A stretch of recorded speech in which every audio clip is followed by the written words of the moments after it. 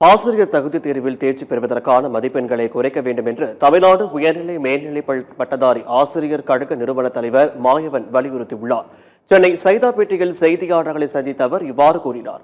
Dead தேர்வில் தேர்ச்சி பெற அனைத்து ஆசிரியர்களும் குறைந்தபட்சம் 55 மதிப்பெண்கள் வாங்கினால் போதும் என்ற ஆணையை உடனடியாக பிறப்பிக்க வேண்டும் என்றும் கேட்டுக்கொண்டார்.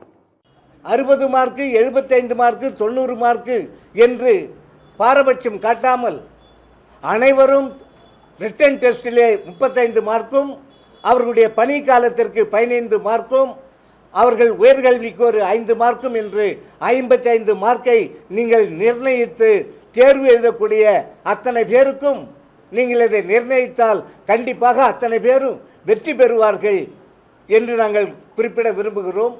ஆகவே அதுக்கு முன்னால் இனவாரியாக கடந்த கால அரசு போட்ட அந்த மதிப்பெண்களை, அந்த ஆணையை அடியோடு ரத்து செய்ய வேண்டும் என்று கோரிக்கை வைக்கின்றோம்.